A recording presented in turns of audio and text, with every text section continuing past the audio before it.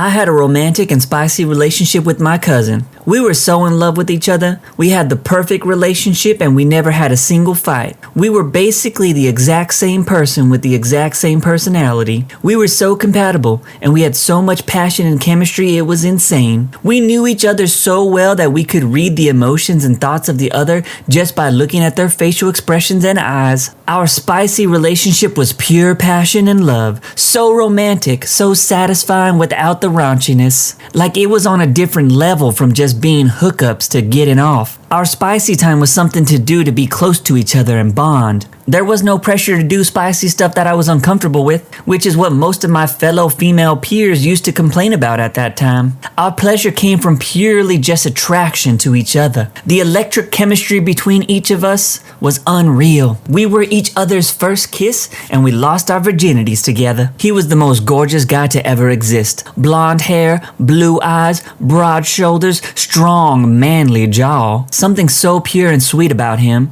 and his sweet smile with dimples. He was a rower and had a chest like a barrel, big, strong arms. When he held me, it felt like his arms were strong enough to crush me. We would spend hours just staring into each other's eyes, caressing and kissing each other. He was so selfless and would have done anything for me. I was so in love with him and I felt drunk with emotion just by looking at him and being in his presence. I felt like I was the luckiest girl in the world that somebody like him could love me. We were so supportive of each other. We just never had any relationship problems or drama. Just by looking at me, he could tell how I was feeling, what I was thinking, what I needed. And he always knew the right thing to say or do. He just got me and he understood me. Just by looking at him, I could anticipate what he needed, wanted from me, and I would do anything to make him happy. Every moment we spent together was absolute bliss. We were together for 3 years, which hands down were the best times of my life. Everybody around us hated us for being together because we were cousins. We were secretive and hid the relationship at first, gradually became more open as various people caught us and spread gossip.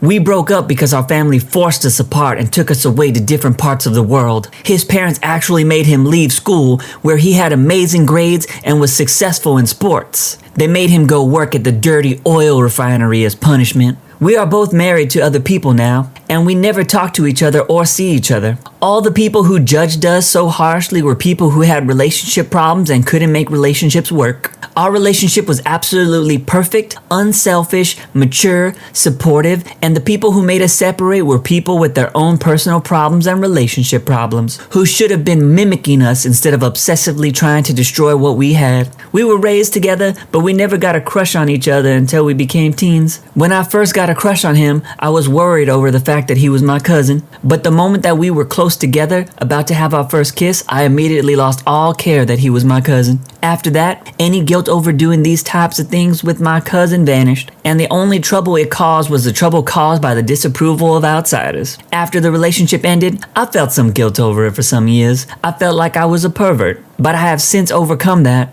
and I am at peace with it all. Sweet home Alabama. I had an affair with a married man. I really want to get this off my chest. I had an affair with a married man that lasted about a year. It was both emotional and physical. We acted like a legit couple except in the night when he went to go sleep at his house. They sleep in separate rooms, they didn't hook up. She's not really interested in him based on what I saw and what he told me. I still am not 100% sure about all of that, but that's what I believed while it lasted. How could he otherwise spend hours with me daily? How could he speak with me all night? How could he go to one-day trips with me if it was different? During the time we had this affair, she never called him or needed anything from him. They never did anything together, to be honest. Their relationship was like this for about 5 years. I was in a relationship with him believing I found love, believing we both found love. And since their relationship was dead and she didn't seem like she had any feelings, I thought it was all worth a shot. I thought she didn't care already. The previous paragraph was written to somehow justify ourselves or to lower the level of hatred that I know I'm gonna get in these comments. Anyways, our relationship ended a while ago. I cannot stop thinking about him. I still believe he is the love of my life. Just today he sent me a text saying that he will always love me. I'm dying inside knowing that I lost him, and he wasn't even legitimately mine. I'm devastated to know I'll never again have a connection so deep. The other reason I'm writing this is that I'm not really aware of the reality or the impact the affair could have on her if she finds out, and it's none of my curiosity, and it's on my mind constantly. family. This story just screams that you got used. I've said this before, but sometimes these confessions feel like they belong on the CW network because this husband could easily just be telling this woman all of this to make her believe everything was fine. But at the same time, maybe it is all real. But I'm curious, why did the relationship end then? Also, if this was all true, I don't understand why the guy was even in a relationship anymore. I mean, if you sleep in other rooms, I think it's GG at that point. I don't know. Is this OP a jerk in your opinion? I don't want to be with my boyfriend anymore. I finally feel like I don't want to be with him. He's so mean. He hardly shows his love to me, and all he does is gaslight me instead of support me emotionally. He used to be my best friend. I couldn't wait to spend my future with him, even through all the bad. Well, he showed me that he truly doesn't care. And it doesn't matter how much I beg him, he will not change his behavior. I finally know I'll be better off without him. And I actually want to pursue that path. He doesn't know any of this. No one knows any of this. I'm still scared to go through with it. And it might actually take me a bit longer to get to the point where I can actually go through with it. But I've now accepted that it will come. I feel so free. I'm so sad, but I won't be hurt anymore by someone I've loved so much. It's so unfair, but oh well. He doesn't deserve me, and I hope karma slaps him in the freaking face, loser. I just included this confession for all the single people out there listening. Even if you have been longing for a relationship, just know they aren't always that great. I hope this OP gets out soon. I'm 16 and I still play superheroes by myself. I'm super embarrassed to even write this, but I'm 16 years old and I often walk around and roleplay various superhero scenarios and plot lines on my own. I also create made-up characters in my head for my superhero stories, almost always something MCU related, and I just improv for a few days with the same storyline I made up. I also really like to create action scenes in my head. Honestly, I've been doing this ever since I was 6. And it's kind of grown to be a habit. Of course, it's completely a me thing and literally no one knows about it. I honestly didn't even realize how childish it was until today, and I made myself really self-conscious. I'll probably never tell anyone that I still play superheroes. There's absolutely nothing wrong with this at all. For full transparency, I have to admit that I still do this myself. Maybe not to the extent of this OP, but this is a great writing tool in my opinion. I myself am working on my own comics and manga, and this type of imagination can help you flesh out characters and stories so much. Keep doing your thing, OP. I cheated on my girlfriend when I was 10 with a boy. Basically, I had a really toxic girlfriend when I was 10, year 6 in the UK. And we were on and off since year 3, 7 years old. Obviously, it wasn't serious as we were little kids and we didn't have a clue of what we were actually doing with our lives. Back then, I guess everyone thought the first friend you made that was a girl should be your girlfriend. Well, in year 6, we were going out again and we were going on a school trip to the Isles near the UK. It was nothing special, but since that trip was the first trip I had that we stayed there, it was pretty exciting. So we got to stay in rooms, but obviously boys and girls were separated and I was put with 3 boys. I've always been bisexual since I was 8, so obviously you know it's the same as a straight boy staying with girls. So about 3 days into the trip, I heard rumors that my girlfriend liked another boy. This didn't surprise me as she had done this before and ended up blaming me for it. This has been going on for ages, and the boy she apparently liked was actually my enemy.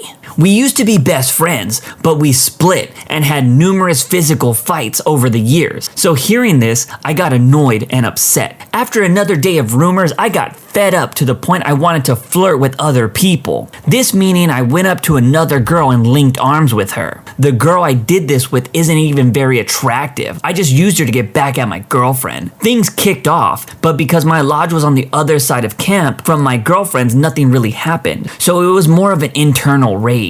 We had no phones allowed, so we weren't allowed to communicate online. Then the night came and this boy, who I'm gonna call Ollie, was in my room and was basically a closeted gay, I think. But he acted completely straight and had girlfriends in the past. So it was time to go to bed when I spilled orange juice all over my mattress, meaning I had to share a bed with someone. I had to choose between a 5'6" Turkish boy who was already asleep, or another boy who wasn't very attractive, or Ollie, who by the way isn't the most good looking, but was a nice boy. So obviously I chose Ollie and things were okay. But when I was attempting to go to sleep, I felt an arm wrap around my body. My stomach literally literally dropped and I moved my arms toward it. He was fully awake and was attempting to cuddle. I was utterly shocked and I didn't know what to do. My little 10-year-old bisexual mind was racing. So long story short, we cuddled more, and I'm not going to go on more about it, but after that I knew for sure he was definitely into boys. I'm currently 14 and I'm a closeted bisexual. I like boys more than girls. I have come out to 1 or 2 friends that I trust, and yeah, I'm almost happy, I guess. Me and my girlfriend ended up breaking 2 days after the incident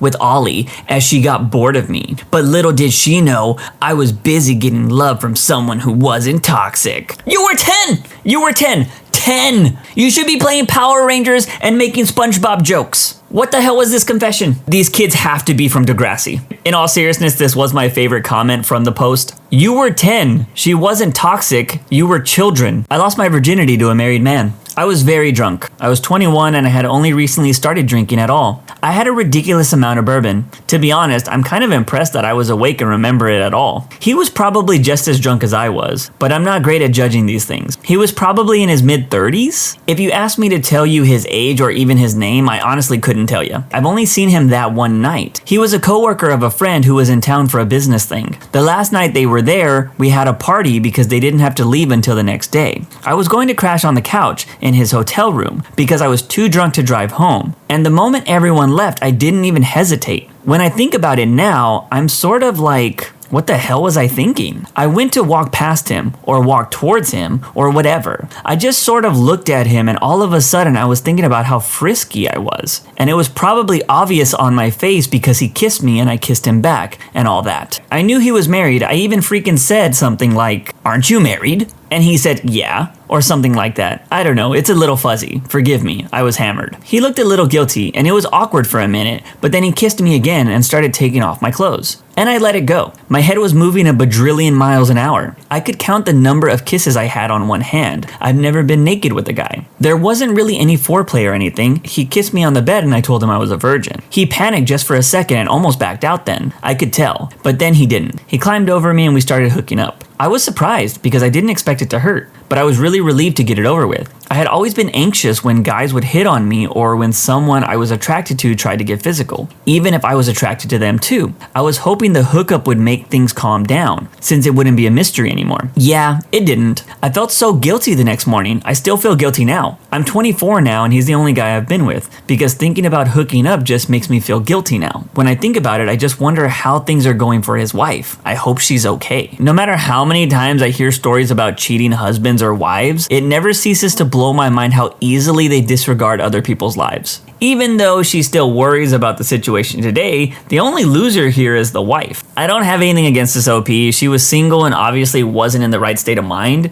Even though she still worries about the situation today, the only loser here is the wife of the dude she hooked up with. This probably wasn't the first or last time he's hooked up on a business trip. I want to unalive myself, but I have kids. The only reason I am alive is because of my kids. But it's not because I want to be alive. I am here because I don't want to cause them more trauma than they have already been through. I am 33. I have been married for over a decade and we have kids. My spouse is gone all the time for work. I suspect cheating. I found messages on his phone. And they also volunteer most of their time when they are home, leaving little to no time for myself or my children. I work mainly to feel any kind of want or importance to someone. It's not even for the money, just to feel like I'm filling the space of feeling like a shell of a human. The overwhelming feeling of dread when I wake up every morning is paralyzing, and the loneliness is just too much. Before I get told, go to therapy or take meds, I already do that. I confess this because the guilt of feeling this way is also overwhelming and makes me worry I don't do enough for my kids, or don't perform well enough as a parent to combat those feelings. I try to be involved in all the parent stuff that I hate to cover my feelings or hide my feelings from others. The only reason I haven't been successful in offing myself is that I don't want my kids to suffer. If I go, they will be alone essentially. I love them and want them to have a normalish childhood. This story was a little rough to hear because it feels like the typical story that many people suffer with daily. Also, it doesn't help that the story before this one involved a cheating husband and now they apparently OP believes their husband might be cheating. This is what I mean about the total disregard that cheaters have for other people around them. I hope this OP can have some sort of breakthrough with their therapist, even if it means she leaves her husband. No one should have to wake up every morning feeling like they don't want to exist anymore. I'm uncomfortable with my coworker's god-self pronouns, and I'm not sure if I'm allowed to tell people this. There's a coworker who I found out has god-self pronouns. This coworker identifies as non-binary, but prefers pronouns God and God-self. This person explained it as a xenogender called God gender. This person gets very furious if someone doesn't use them, such as people who are talking about this coworker amongst themselves. I'm just going to come out and say it. This makes me feel really uncomfortable. I'm Muslim, moved to the United States a year ago, so it makes me feel wrong to call a human being a god. At the same time, I've heard that transgender politics are a minefield right now in the United States. I even heard that you could lose your job for refusing to use someone's pronouns. I'm not sure if this is true or not, so I'm not sure what to do.